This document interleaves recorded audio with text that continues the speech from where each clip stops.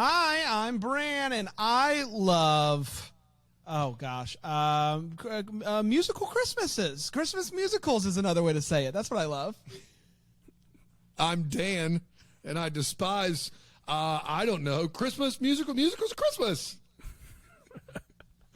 I'm Alonzo, and before today, I had a much higher estimation of Christmas musical Christmas, and this is the Deck the Hallmark podcast. Deck the Hallmark, it's his podcast. Brandon and friends host his podcast.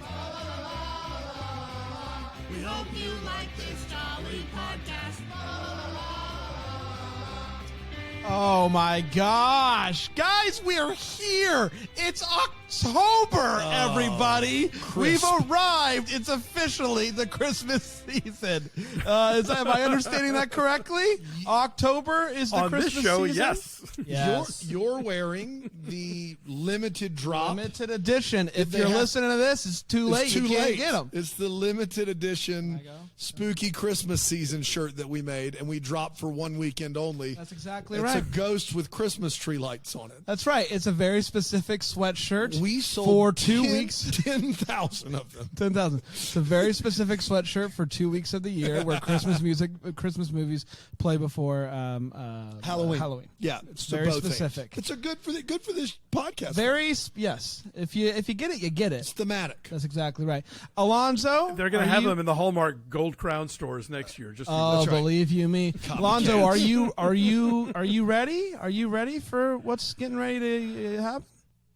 I'm gearing up for the marathon, which is of course going to be a whole thing unto itself. But then ready for all those weeks of all those Hallmark movies. We're doing it. We're going to make it. Can I ask you this? Are you any more prepared for the marathon now that you've experienced it once? Oh heavens, no. No, it's really I don't even know. It's not like, I'm going to eat a bunch of salads or something, and that'll get me ready for it. It's a thing that happens, and just go with it. I do stop eating about 4 or 5 p.m. the night before, because if not, I can't. I can't. That is not what we did last year at all. Last year, we went to a steakhouse. At 9 o'clock at night. Yes, and I was hurting. I was hurting the next day. Yeah, but you got somebody had a chocolate martini. That's right. Yeah, which one of us? Bran. That's who. Of course I did. I'm not a monster. You were in Mexico, and you texted me from Mexico. Don't worry, Dan. They have chocolate martinis. It's true. I did. I could keep them coming. I ended each evening in Mexico with a mudslide. Oh my gosh! The mudslide brought me to sleep. It's just sweet alcohol drinks. Ugh. Oh gosh, okay. Whoa, Dan. When we did the live thing where we were talking about the schedule drop, you were sending him off to have some crazy Hawaiian punch. Now, to be fair, completely ridiculous. I will say this: my one rule on that is the only time that I will have like a daiquiri or a pina colada is if I'm like on a beach. I think that there is a little bit of leeway there. But like decadent sweet alcoholic drinks, I can't do ever. Like chocolate martini, I can't ever do. Like that, it's just a weird combo. I just can't. Can you do a hard milkshake, a spiked milkshake? No, it tastes weird to me. The milk and the alcohol together, like Bailey's Irish Cream, just taking a sip of it, I'm just like, nah, it doesn't work for me at all. So I know it's a me problem. I get it. I understand it. I hear you. It's about context. You're not going to go to a swim up bar and get like a whiskey neat. That's like right. You have to have a pina colada because right. You're at a swim up bar. Do you have any Rye Knob Creek? I know I'm here. I know I'm waist deep in water, but what is your single malt selection? Caitlin went into. She's a bourbon girl, and she got bourbon by the pool. Wow. She had no qualms about it. That's bold. I couldn't do that. No. Listen, know what you like and like what you know. That's right. Are we ready to dive into mossy, please? Yeah. Yeah. Are we ready to dive into Zoey's Extraordinary Christmas? Zoey's Extraordinary Christmas. I had seen some of the series. Dan had seen all the whole the series. That's right. Alonzo had seen none of the series. None of it. But boy, did you get a recap. You did get a recap. It originally aired on the Roku channel. Everybody around the country found out that Roku had a channel with Christmas in Carolina and Zoey's Extraordinary Christmas. I mean, the Weird Al Yankovic movie is going to blow the doors off. Everybody's going to know that Roku Channel's a thing. Wow, is that? I thought that's not Peacock. That's Roku Channel. Yeah, no, Roku Channel. Oh, exclusive. I'm so excited about that movie. So excited. Yeah, and you'll have to watch it with ads. There's no way. There's no way around it. It's the future. Zoey's Extraordinary Christmas originally aired on the Roku channel on December 1st, 2021, and it went a little something like this. Meet Zoey. If you haven't before, now you have. She tells us her story. It's just in case, let me give you a quick here. One day, she has bad headaches, gets an MRI, an earthquake happens. Suddenly, she can hear people's thoughts through song. And now her boyfriend can as well also. She's telling all of this to Santa, and Santa's like, what do you want from me? And she's like, I would love some clarity. I'm going through a lot right now with the songs. My dad passed away. I want some clarity. And Santa's like, all right, cool. See what I can do. Now everybody's caught up. She's not looking forward to Christmas this year because it's the first one without her father. Does that sound familiar to like any other Hallmark Christmas movie? And she's like, well, I don't know what to do. And to make matters worse, her mom and her brother are both kind of like, I think we're going to go do our own thing this Christmas, kind of like, take our mind off of this and go do something fun. And she acts okay with this, but her boyfriend Max hears her heart song, and she is clearly not okay with this, because if there's one thing I know about our heart songs, if you're singing Taylor Swift's Bad Blood, you're not okay. Mm-hmm. After a couple of songs, including We Need a Little Christmas right this very minute, and a great dance number to that, I might add. She decides to tell her family that she thinks that they all need to spend Christmas together right here. And after some convincing, they are finally in. So she tries to recreate all the things that her dad did to try to make Christmas special, including going to pick out a tree. But Mom kind of takes a liking to the Christmas tree guy, the owner of the lot. So Zoey talks to her about dating after hearing her heart song is Call Me Maybe. And she decides to maybe we should join an app and maybe get back out there, start dating again. But after looking through some of the profiles, she quickly decides, I'm not ready for this. Zoey's friend Mo is working on a children's Christmas pageant while all of this is happening, and which means one thing, if you know Mo, is time for Mo to sing a Kelly Clarkson solo, because you have to. It's Christmas Eve. Everyone comes together at Zoey's house, and she's just crazy frantic. She's cooking everything. Everything's going on, and she's like, no, it needs to be exactly like this. Tradition, what Dad would have done. Suddenly, the doorbell rings, and it's the Christmas tree guy from the lot. Turns out Max also heard the Call Me Maybe heart song, so he decided to invite him to Christmas Eve without asking anyone if it was okay. Max, read the room. Zoey goes back to cooking after coming to terms with the fact that the Christmas tree guy is here. And it's finally time to eat. They are getting ready to eat. They're talking, and they're getting ready to eat. She walks out, and she sees her mom and Christmas tree guy kissing under the mistletoe. That's awkward. That's a lot to take in. Then at the table, Christmas tree guy accidentally knocks off the family snow globe that Dad loved and would wind it up, and it would play the song around Christmas time. It means a ton to the family. It shatters, and everybody is just sad, and Max feels awful. He invited this guy. This is all my fault. She goes to bed. She's like, you know what? It's okay. It's okay. She gets woken up. She goes downstairs, and in the living room, it's snowing, and it turns into a black and white movie. Her dad is there, sings "Have Yourself a Merry Little Christmas," encourages her to make her own traditions, reminds her that he's always there in her memories and in her hearts. So the next day, feeling rejuvenated and inspired by her father, she apologizes. She finds Max. He's crushed about everything that's happened, but she says it's okay, and they end up singing time after time together as two people that can hear each other's heart songs. But suddenly, he can no longer hear her heart song.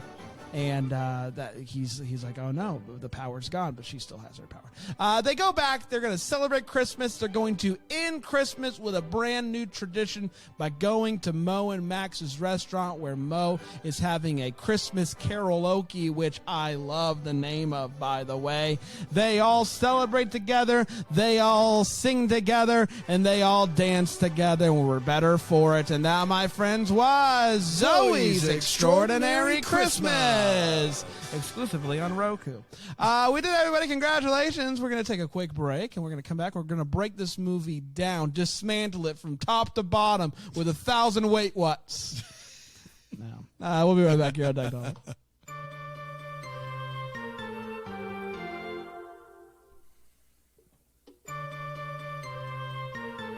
We're back. We're talking about Zoey's Extraordinary Christmas. I'm excited to break this down. I didn't get to it last holiday season. I didn't between either. The 40-plus Christmas movies that I was watching, despite loving the show.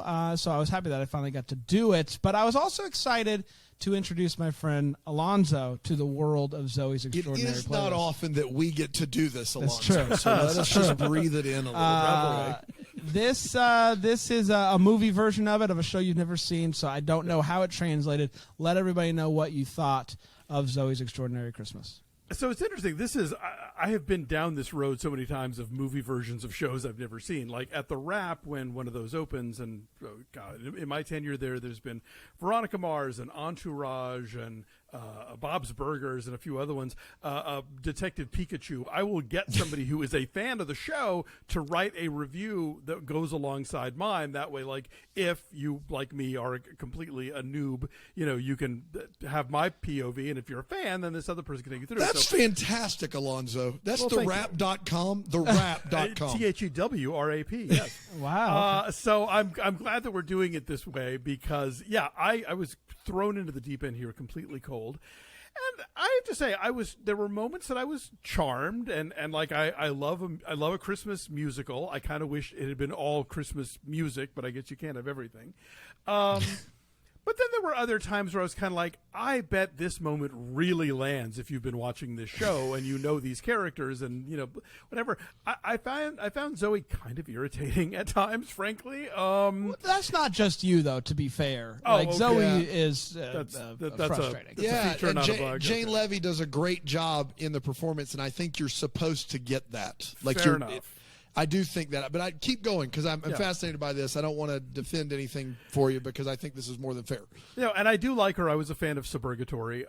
Me too. And she's really good in the Evil Dead remake. But yeah, every so often I would find things kind of charming. Other times I would think, well, this is very Hallmark. Talk about Chekhov's snow globe. When that thing comes out, I'm like, oh, that thing's breaking. Seen that movie already. Yeah, so it was fine. Like I kind of watched it at something of a remove, thinking I can see where, for people who watch the show, they get to have this sort of resolution. They get to see these characters. I didn't think I wasn't super into the Max Zoey relationship, but obviously there was a lot of backstory that I didn't know about. I wasn't sure why Mo and Zoey were friends because they seemed to be so completely different, and Zoey was kind of a pill. But again, I figured backstory, I don't know. I definitely some wonderful Christmas moments. I love a big production number, and I think they definitely nailed that for what is a Roku budget here, obviously. I'll say this. I got more out of this movie than I did out of the Signed, Sealed, Delivered Christmas movie coming into that without ever having seen the show. Because they don't previously on in that movie. They just assume that you're up to speed. That's know right. Everybody, That's who right. everybody is. Yeah. This movie, yes, you do get an exposition dump at the beginning, and I was taking notes. I'm like, oh, okay, yes, all right, yes. I needed that, so I appreciated that it was there. I want to say I loved it, and I thought it was wonderful, and I cried. I do. One thing that I will say, I do wish that all the songs were Christmas, and that's just me being selfish. Aside from Time After Time, because every time's a good time for Time After Time. That's such a weird complaint for this movie. There's Christmas everywhere in this movie. That's not even a remotely a weird thing to request out of a Christmas musical. No. Look, if you're going to open with "It's the Most Wonderful Time of the Year," then that's the movie I'm ready for. I'm primed. And then like I got no shade on Taylor Swift or anybody else. Pink like Floyd, Carly Rae Jepsen. I love Carly Rae Jepsen, but I thought this was going to be a Christmas musical. I hear you, Bran.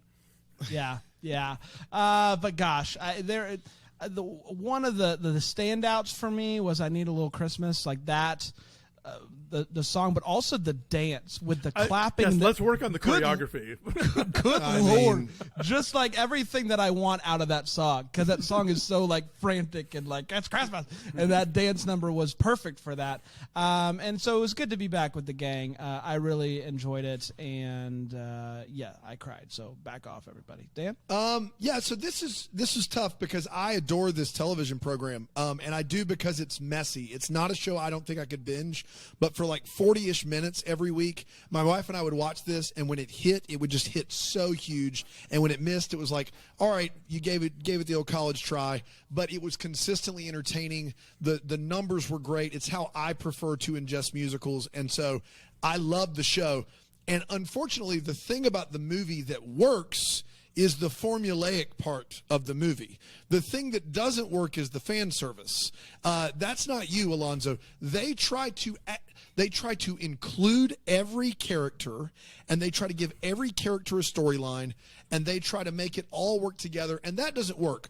But make no mistake, when it lands huge. We'll get to all the feels. Ours is going to be the same. We'll have different takes on it.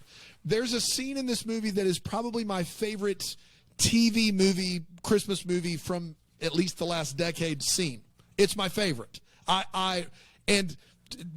If you've watched the show, and I'm the only one here that's seen every episode, the show-stopping numbers are when Peter Gallagher gets to sing. And it's not because he has some great voice. It's because he's adored by his daughter, and he can't talk on the show. And so the process of this show is like celebrating a life well lived while honoring someone who's passed away. And so every time Peter Gallagher shows up to sing, it's special, and they don't run that into the ground. It doesn't happen often, and so that's going to happen. At one point, I said if it doesn't, I'm calling people because I'd be so upset. And so when the movie hits, it hits. But the things it hits on are the formulaic Hallmark style tropes. They do those very well. Musical numbers, the tropes of like moving on and creating your own memories, crushed. Trying to spin all these storylines like. The character of Mo is a great character. They can sing like nobody's business. Wish they were more involved with the main plot line. Yeah. Just do. We can talk about that in the Wait What. And so, as a fan of the show, happy to see it. As a fan of this type of Christmas movie musical, those moments worked. As trying to make sure no one complained who was a fan of the show, it kind of slows it down. It gets you stuck a little, and it doesn't feel as seamless as it would if it was like an 80-minute Hallmark movie. So hit it a grab back. A grab back. That's right. Let's talk about the feels. I just real quick. I like the actor who plays Simon, but I could tell they grafted him onto this movie. Dude, that's a huge wait what Simon? for me. Yes, John Clarence Thomas is a huge wait what. I'll let you know about that in a second, but you're 100% right. Excellent. It's time for all the feels. Let's talk about the feels. Alonso, anything stick out to you? Yeah, obviously this is again, it's the hallmark thing of the first Christmas after the death of blank. And the moment where that landed most effectively for me is where she's holding the snow globe and she walks into the different rooms and she has the memories of the different Christmases over the years. That's like, oh, that's effective. I don't know any of these people from a can of paint, but just the way this montage is set up, I get the emotions here, and it really lands for me. As a gay man, I am contractually obligated to say Bernadette Peters, so I will do that. I'm always thrilled to see her. The reaction was so perfect. I actually told Bran, I said, Bernadette Peters is famous to some people. I don't know who she is, but I know some people are happy she's around. And while we were watching the movie, I was because she came in the second season of the show. We're reading behind your coded language. And I was like, yeah, they added Bernadette Peters. Apparently that's a big deal. I don't. So that was me watching the movie earlier. We get it. Enemies. We get it, Daniel. You like the ladies. You don't have to push this hard. It's fine. I will say I am probably not as utterly on board as you guys with appearance of dead dad because I thought it could have hit harder, but then again, I'm coming into this cold, and so if it is the straw that breaks your camel's back, then great. I'm not going to impugn the movie for that, but as somebody who was freshly exposed to all this, it didn't quite have the same oomph and you can tell the movie thinks it's having that oomph because it's structured in such a way, and so if it does for fans, then lovely, but not so much for me. And I got a very big laugh out of P.S. Take us off your Christmas card list next year. I thought that was as useless a subplot as that whole thing was. That was a great punchline. We're gonna have the same scene, but I'll do the first part of it, and you can do the second part of it because I don't know something about her coming down the stairs and seeing her living room with just snow falling down and her walking in and looking out. I look over at Dan, and I'm just like, oh, it's happening! That's right. It's happening! Like it was just perfect. It just looked perfect. I loved it. And then you get a hit on Peter Gallagher, I guess. Yeah, when it went black and white, I think is when you lost it. Like you were just like trying to keep it together over there. Just like he's like squirming in his chair trying not to cry. It was something. That entire sequence is wonderful. And I do think the reason it's wonderful is threefold. And one of them is personal to me. Threefold? All right, Southern Baptist preacher. Yeah, they all start with the letter C. No.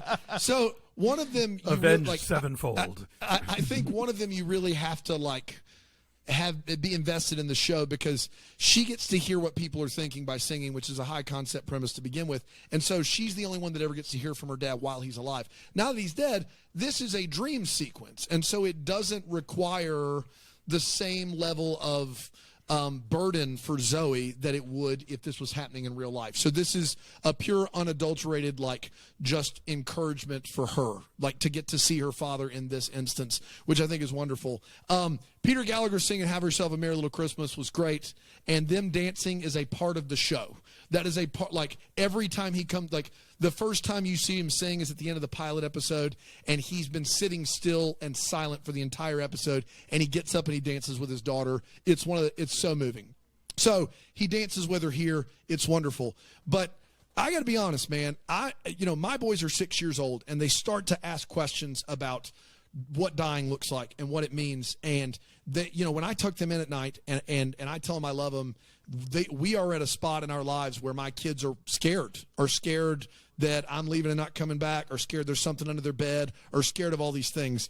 And the thing that I have told my boys for years now is, even if you don't see me, and I point to their head and I point to their heart, I'm always here and I'm always here. I say that to them on a regular basis. I say, you can always think of me. You can always know I love you. And that's how I feel about you when I don't get to see you. And Peter Gallagher does that in this movie. And I teared up because of that. And so for me, it landed as a father who has used that exact same line. It landed as a fan of the show and kind of a culmination of the show from beginning to end. And so it's one of my favorite scenes of a Christmas TV movie I've ever seen. I loved every second of it. But I do grant that without those two, without me knowing the show and without me having that personal experience, I'm not sure that it would have worked. There's no way for me to be able to tell you that one. And what's the third fold? I forgot midway through. I got so it's classic Southern Baptist pastor. No. It's a dream.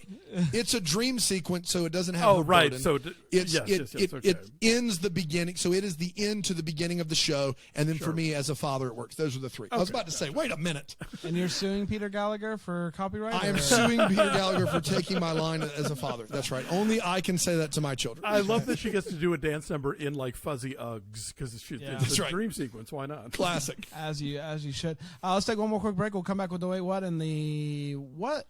Roku. Roku? Here on Doug Dollar.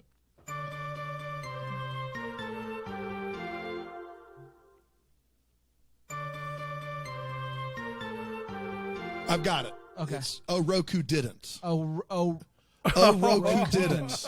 Roku, you did. Roku didn't. I'd like that. I do like that. Let's get to the wait whats. Alonzo, what stuck out to you as a wait what? Well, it's funny. It took me a second to adjust to this being nice Mary Steenburgen, because the last time I saw her play a mom in a Christmas movie was Happiest Season, which we've also reviewed, and that's a whole different character. But no, right. she's lovely in this. I'm always a fan. I have never, I do not have children. I will never have children. So I've never had to do the thing of going to the kids' pageant and watching them, perform. But I've heard you guys talk about it enough over the years that it would occur to me that the smartphone wielding parents at this community Christmas pageant would be coming after Mo with torches and pitchforks if she's going to take over the show and relegate all the children to being her backup singers and dancers. So the fact that that they don't burn the theater down, I thought was a little bit of it's a miracle. We must really be in the holiday spirit. Yeah. At the end of the movie, when Mary Steenburgen goes to visit the father's grave, it says that he died in 2024. It doesn't. Okay. Brandon said the same thing. Okay. And I said, so I paused it. There is a piece of dark stone, and on first glance, it says it looks just like 24. But if you pause it, it actually is a 1. But it does look like that for sure. We both saw it, though. Brandon saw it too. Yeah. I was like, is this the future? What's this is maybe just one of those things that, again, if I'd watched the show, I'd be used to it by now. But by the end of it, I was like, stop saying heart song. That is the dumbest expression. Find a new name for this thing. And this I just want to throw out because I watched this with a good friend of mine who works in the television industry, and they always spot things that we laymen will never notice. He said that every Steadicam shot in this movie is crooked. Like they would get to a new setup. It was either during the we need a little Christmas number, during the time after time, all these different things. He was like, it's crooked again. It's crooked again. Like it was driving him nuts. I'm like, I don't see it. Can you show me what the axis is supposed to be? And he couldn't explain it to me. But apparently, if you know your Steadicam, a lot of crookedness going on in this movie. Interesting. That's the Roku for you. There you go. Roku these prices? Yeah. NBC was like, "Well, fix it in post," and Roku's like, "We did the best we can, guys. What's post? We made a movie. We made a movie." I only had one. I'll be honest with you, and it's a big one. I don't understand who and why you would separate your ornament by color. Yeah. That was my Roku you didn't. They're all going on the tree. They're all going on the tree. It doesn't make a bit of sense. Unless they're separated on the tree, which I have a problem with you in general as a human. Yes. There's no purpose. There's no purpose in separating them in the bins if you're going to just put them all on the tree.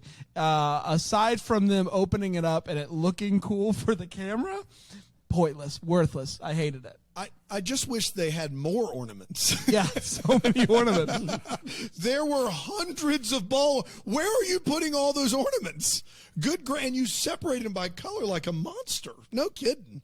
So my biggest wait whats are really more about what they decided to do with two characters that are pretty essential parts of the show and feel as though they're ancillary parts of the film. That's John Clarence Thomas's Simon, and that's Alex Newell's Mo.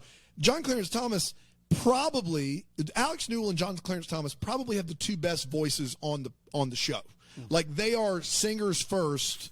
Alex Newell was on Glee for like 40-some episodes. The Glee project and then Glee, And John Clarence Thomas's voice is unbelievable. He doesn't sing at all. It's a tack on. There was a love triangle with Simon, Zoey, and Max initially. So there's a love triangle between those three. He doesn't get a chance. They literally give at least a bar or two of singing to every other character but this guy, and he's a great singer. He crushes his numbers. It's unbelievable. And then the Mo subplot bothered me because while some of that does fit the character, I just don't see them acting in it just seemed like something they had to do. They're like, we have to give something to Mo. Yeah. Let's create this subplot where she takes over a children's thing. It seems so unnecessary to the film itself. and it didn't have anything to do with what the rest of the film was about, and I hated it. Like, why can't Mo just join him for Christmas or be a part of that process? And it's not like, given the premise of this, you have to have these sort of diegetic reasons for someone to burst into song. Everyone's doing it all the time randomly. So you don't have to structure a thing where you have to take over this stage thing, and then that will be your big spotlight to do blah, blah, blah. It's like, no, you can just sing anywhere and everywhere on this show because that's what this show is. That's right. And to answer your question, Zoey and Mo live across the hall from each other and are like best friends because I think it was both their first apartments or something. There's some reason that they both. And Mo is the first one to know about Zoey's gift. Right. And That's right. Work through it. And the heart then, song, if you will. Yeah, they've both helped each other out with being accepted. Let's put it that way over the course of 2 seasons. So there's that. Also, and I know that this, you said it briefly in your synopsis, but Max inviting other people to not his house was a shocker to me. And not just that.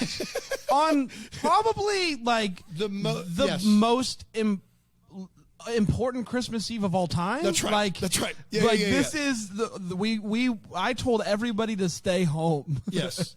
Because I wanted it to be this set thing. them up later. Yeah, right.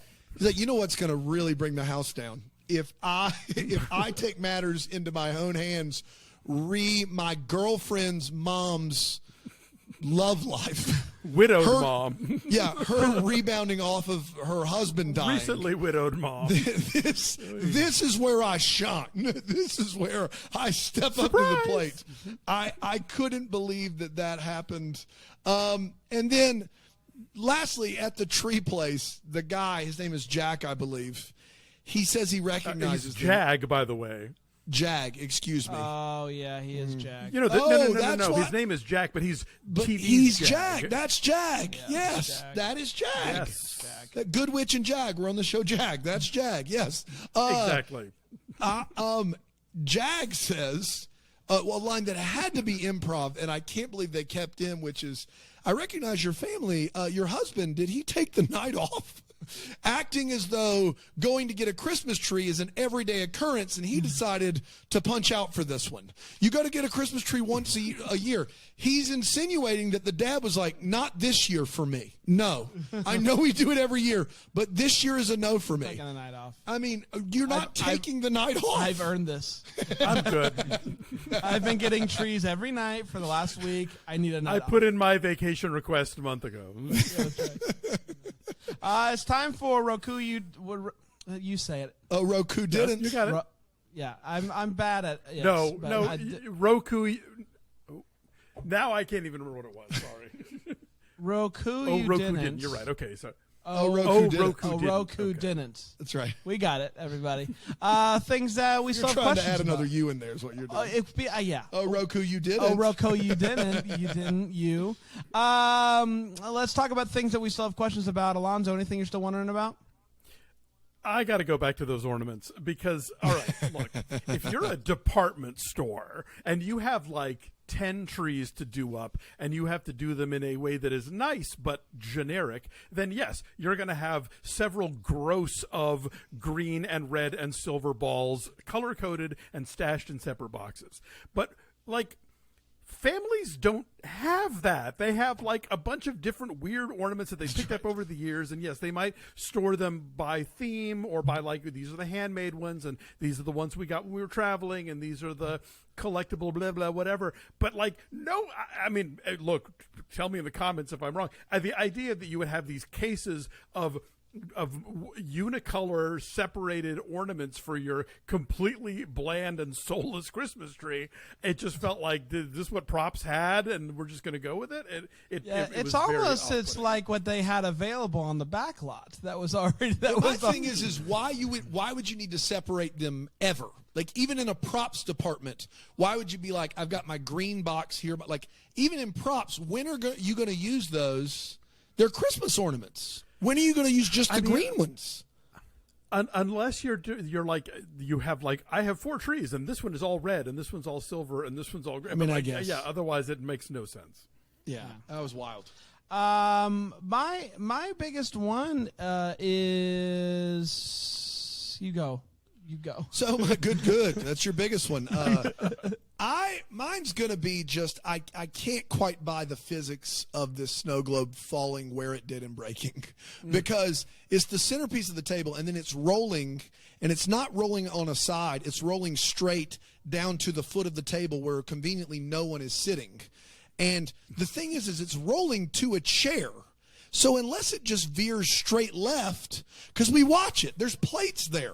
There are plates everywhere. This thing is rolling directly into a chair, which would brace its fall. Instead, somehow, it takes a left at Albuquerque. Like it gets past the plate, and in between the last plate and the chair, it just goes vroom, and just takes a hard left and falls and crashes. I wanted to run it back and be like, there's no world where that would actually do that. It can't. The physics don't work. I want to piggyback on that, and then it shatters as though the outer globe were made of like champagne glass. That's right, as not like thick lead crystal that you would normally have in that kind of thing. Yeah. It's a very lightweight snow globe.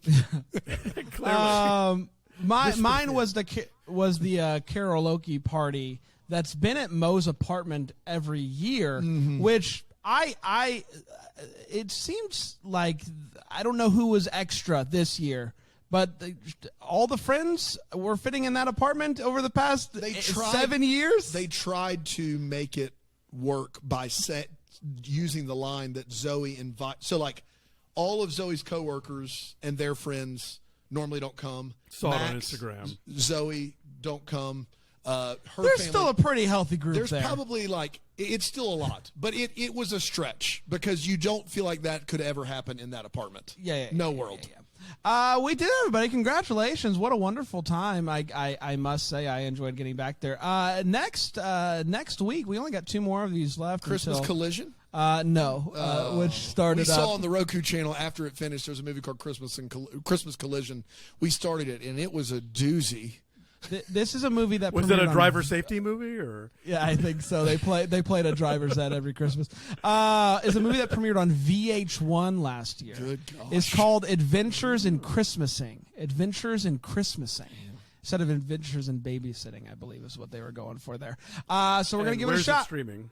It's you can find it on all the I think that it's only for all of them. It's only for rent now, but you can rent it on okay. all the platforms. Yeah, it's not streaming for free. Alrighty then. We did, everybody. Congratulations! Can't wait to do it again next week. Until then, maybe the first to wish you a Merry Christmas.